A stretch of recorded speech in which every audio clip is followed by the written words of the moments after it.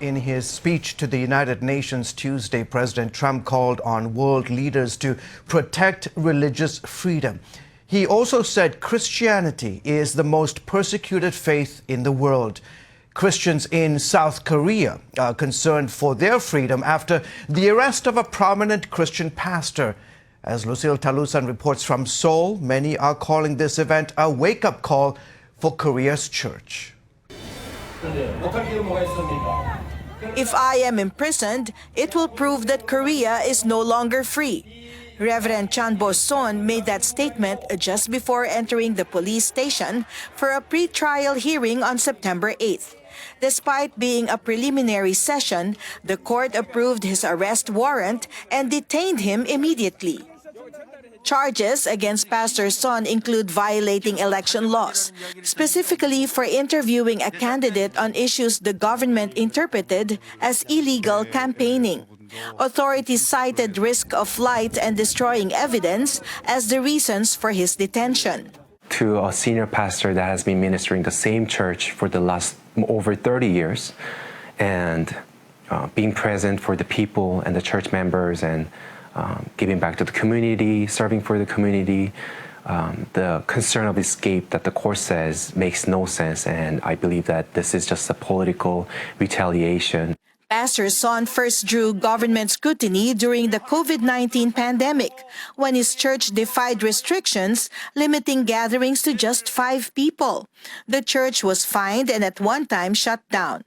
Last year, Pastor Son organized a rally, mobilizing 2 million people on-site and online to oppose the proposed comprehensive anti-discrimination law, which critics say would criminalize preaching against homosexuality and restrict religious speech. I think this is a targeted arrest. I think the government is trying to send a message across the nation against all Christians in Korea to be quiet and to comply with the government's aggression against conservatives and Christians in Korea. Behind me is the Young Rock Church, one of Korea's oldest churches, founded by North Korean pastor Reverend Hyun-bo Son in 1945. With 150 years of Christian history in Korea, Pastor Son's arrest is seen by many as a wake-up call, not only to defend religious freedom, but to remind the church of its role to protect democracy. I think, in part, the fault lies with the Korean church. I believe this is sort of a punishment from God. Our ancestors of faith have gone through many trials, so we too can have the faith, but we disregarded that gift of faith.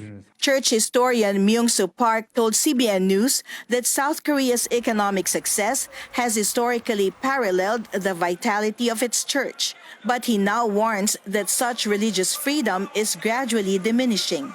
Just recently, prayer and Christian activities in Christian schools are being suppressed to avoid discrimination against their non-Christian students. The government has put restrictions in sharing our Christian beliefs in public. Park believes that a united voice from both American and Korean evangelical communities can create a stronger, more impactful call for Pastor Son's release and broader religious freedom.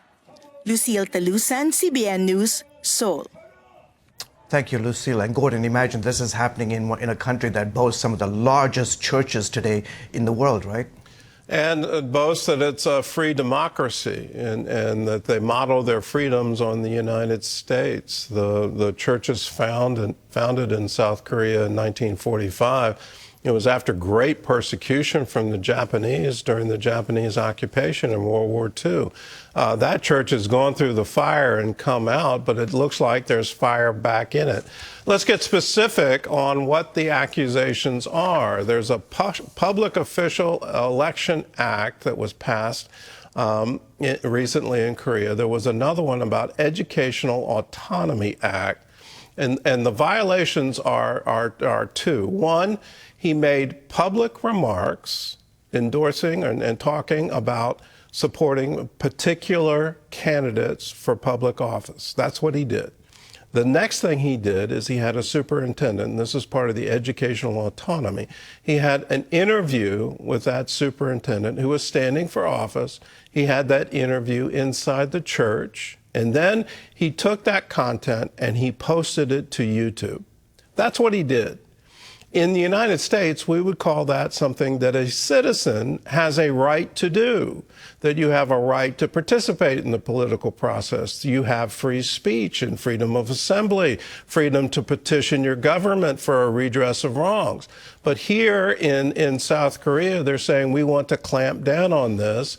It's not permitted for churches to comment on political election. It's not permitted for them to comment on the educational system. And that comment is an interview with someone running for that office. It's mind-boggling to me that a free and open society would try to clamp down on that. Don't think that this can't happen in the United States. I have heard it publicly said that it's unconstitutional for a pastor to endorse a political candidate. I've actually heard that expressed. And when I hear that, I went, you've got to be kidding me. Do you not know the Bill of Rights? You look at the Colorado Baker cases, and he took that all the way to the Supreme Court and won on a First Amendment right of expression that he didn't have to violate his conscience, and they kept coming at him. You know, we have to be aware of what's happening on the so-called progressive left. They want to clamp down on individual liberty. If you don't agree with their ideology, they want to put you in jail. That's clearly what's happening in South Korea. He organized a protest against gay rights, had 2 million people show up in the streets, and now you see the backlash, and he's been in jail. And that's what he's been charged with. Can you imagine? I posted something on YouTube, and that's going to get me in jail. Well, that's what's happening today in South Korea. The entire church all around the world needs to awaken to this. This isn't some isolated thing. These ideas are spreading around the world. How do we clamp down on Christianity? How do we clamp down on Christian expression? We're going to start calling it hate speech. We're going to start throwing invective that you want Christian nationalism and that at the core of it, you're all white supremacists and all of this. It's absolutely incredible what's happening in the world, but we need to be aware of it. And most importantly, we need to stand and not be cowed by it and not go off into some corner and say, well, we're just going to keep quiet. No, now more than ever, we need to proclaim the gospel to a lost and hurting world.